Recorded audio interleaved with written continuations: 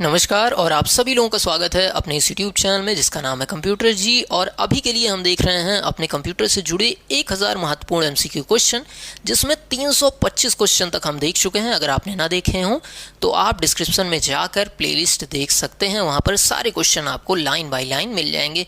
चलिए आज के इस लेक्चर में शुरू करते हैं 326 नंबर के सवाल से। डैश डैश डिवाइस एक माइक्रोफोन के माध्यम से बोले हुए शब्द स्वीकार करती है, मतलब जो आप बोल रहे हैं उसको इनपुट लेती है और कंप्यूटर के द्वारा समझे जा सकने के लिए बाइनरी कोड में परिवर्तित कर देती है। तो ये किस तरीके से होता है कि आपकी बात कंप्यूटर समझ पाता है, ये पूछा जा रहा है। तो इस चीज़ को कहते हैं स्पीच रिकग्निशन। मतलब आप जो बोल रहे हैं स्पीच रिकग्निशन, मतलब उस चीज़ को वो पहचान ले, बात को पहचानने को ही ये कहते हैं। यहाँ पर आपको पहला ऑप्शन एकदम सटीक मिल जा रहा है। इसके बाद बढ़ते हैं अपने अगले सवाल की तरफ। 327वां सवाल है, रैंडम ऑर्डर में प्रोसेसिंग ट्रांजैक्शन की तकनीक का नाम डैश डैश है। तो रैंडम ऑर्डर मतलब जिसमें कोई ऑर्डर फिक्स ना हो, ऐसी ऑर्डर में जब प्रोसेसिंग होती है तो उस चीज़ को ट्रांजैक्शन प्रोसेसिंग कहते हैं। यहाँ पर पहला ही ऑप्शन आपका सही हो जा रहा है। इसके बाद बढ़ रहे हैं 328वें नंबर के क्वेश्चन की तरफ। डैश डैश का अर्थ है कि परिणाम वापस आने का ट्रांजैक्शन इतनी तेज़ी से होता है कि उस पर त्वरित कार्रवाई की जा सकती है। तो यहाँ पर अगर सही ऑप्शन चुनना हो तो रियल टाइम रिकॉर्ड्स, या बाकी ऑप्शन पढ़ने की ज़रूरत ही नहीं है। पहला ही ऑप्शन अगर आप देख रहे हो तो रियल टाइम प्रोसेसिंग सिस्टम, इसका नाम ही इसलिए ऐसा रखा गया था कि रियल टाइम जो चीज़ हो रही है उसी टाइम में ही प्रोसेसिंग हो जाती है। इसकी प्रोसेसिंग काफ़ी तेज़ होती है, मतलब बाकी से बहुत ज़्यादा तेज़ होती है, और साइंटिफिक कामों में भी इसका इस्तेमाल किया जाता है। और इसका नाम ही ऐसा क्यों पड़ा, रियल टाइम, मतलब जो चीज़ हो रहा है उसको उसी क्षण प्रोसेस कर दे बिना डिले किए हुए, और यही यहाँ पर पूछा जा रहा है। तो सही आपका पहला जवाब हो जाएगा। इसके बाद बढ़ते हैं अपने अगले सवाल की तरफ। डैश डैश डिस्क में मेमोरी के एक क्षेत्र का अस्थायी रूप से डेटा स्टोर करने के लिए उपयोग करती है जिससे प्रोग्राम जल्दी मिल सके। तो यहाँ पर आप डेटा ट्रांसफरिंग नहीं, डीवीडी नहीं, डिस्क कैशिंग, ये सही जवाब है। डिस्क कैशिंग का काम क्या है कि मेमोरी में एक स्लॉट बनाकर उसमें कुछ जानकारियों को रख दिया जाता है जिसका बार बार कंप्यूटर इस्तेमाल कर रहा है, ताकि अगली बार जब सीपीयू को उस डेटा की ज़रूरत पड़े तो प्रोसेसिंग टाइम कम से कम लगे, जल्दी से जल्दी वो डेटा सीपीयू को मिल पाए। तो तीसरा ऑप्शन यहाँ पर सही है। इसके बाद बढ़ते हैं अपने 330वें नंबर के सवाल की तरफ। बिजली की समस्या से कंप्यूटर डेटा फाइलों को प्रभावित होने से रोकने वाली डिवाइस को क्या कहा जाता है? तो इस चीज़ को क्या कहा जाता है यहाँ पर देख रहे हैं। तो incremental backup, foot backup, surge project. तो यहाँ पर सर्ज प्रोजेक्टर सही ऑप्शन है, यहाँ पर तीसरा ऑप्शन आपका सही है। इसके बाद बढ़ रहे हैं 31वें सवाल की तरफ।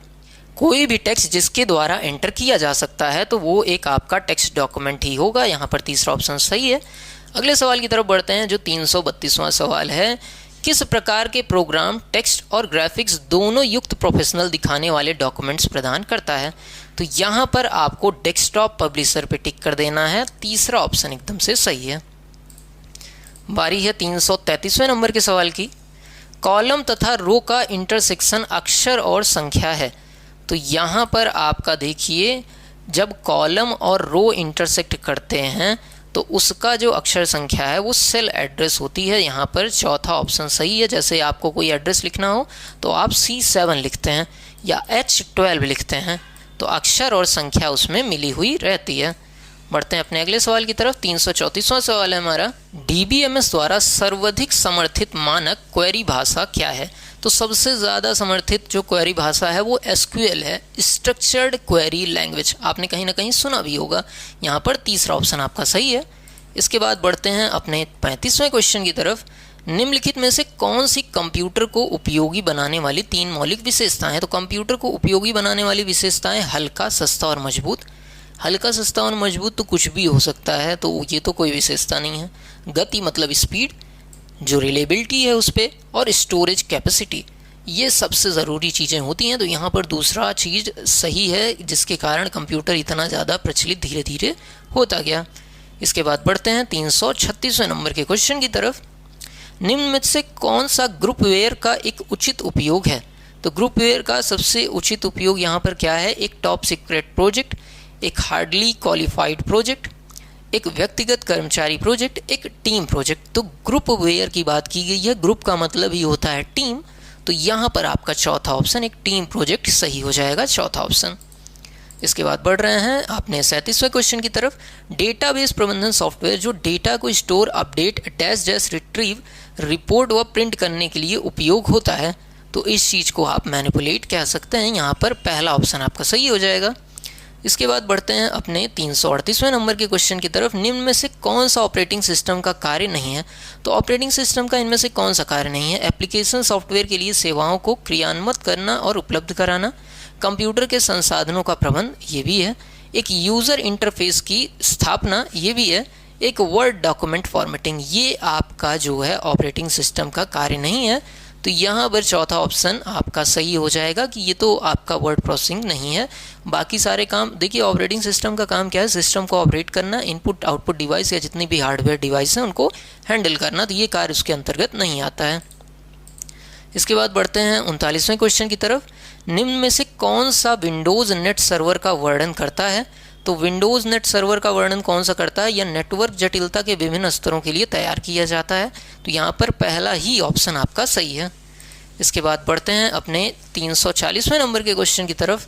पहले से अज्ञात संबंधों की खोज में बड़े बड़े डेटा सेट का विश्लेषण करने की प्रक्रिया को किस रूप में जाना जाता है? तो यहाँ पर डेटा माइनिंग इस चीज़ को कहते हैं। ये एक नया कॉन्सेप्ट है, हो सकता है बहुत से बच्चे न सुने हों, तो इसके बारे में थोड़ा सा आप सर्च कर लेंगे तो आपको काफ़ी ज़्यादा जानकारी मिल जाएगी नेट पे। डेटा माइनिंग है यहाँ पर। इसके बाद बढ़ते हैं 341वें क्वेश्चन की तरफ। सिस्टम डेवलपमेंट लाइफ साइकिल के पहले चरण का फोकस होता है, तो पहले चरण का फोकस कहाँ होता है? या डिज़ाइन करना कि प्रणाली को क्या करना चाहिए? नहीं। मौजूदा प्रणाली में विश्लेषण और डॉक्यूमेंट? नहीं। समस्याओं और अवसरों की पहचान करना, यहीं से शुरुआत होती है। तीसरा ऑप्शन सही है। इसके बाद बढ़ते हैं अपने 42वें क्वेश्चन की तरफ। निम्न में से कौन सा एक नेटवर्क है जिसमें कंप्यूटर भौतिक रूप से एक दूसरे के निकट प्रायः एक ही इमारत में स्थित होते हैं? तो ये आपका जो बहुत करीब जो नेटवर्क होता है, ये आपका क्या होता है? देखिए कौन सा नेटवर्क है, एक दूसरे के निकट होते हैं, तो चैन मैन, ये नाम थोड़ा सा हमको लगता है इंग्लिश से हिंदी ट्रांसलेट होने में दिक्कत हुई है। सबसे पास जो नेटवर्क होते हैं वो आपका लैन होता है। ठीक है, ठीक पूछा जा रहा है एक ही इमारत में स्थित होते हैं तो उसको लोकल एरिया नेटवर्क आप कहते हैं। बढ़ते हैं 343वें क्वेश्चन की तरफ। एक सर्किट बोर्ड या मदरबोर्ड से जुड़ा मॉड्यूलेटर डिमॉड्यूलेटर क्या होता है? तो ये चीज़ आपका आंतरिक मॉडेम होता है। तीसरा ऑप्शन सही है। इसके बाद बढ़ते हैं 44वें क्वेश्चन की तरफ। किस तरह का सर्वर आईपी एड्रेस को डोमेन नाम में बदलता है? तो आईपी एड्रेस को डोमेन नेम में बदलने के लिए डीएनएस यूज़ किया जाता है। ये ऑप्शन आपका सही है। आप इंटरनेट बेसिक भी पढ़े होंगे तो ये चीज़ आपको पता होनी चाहिए।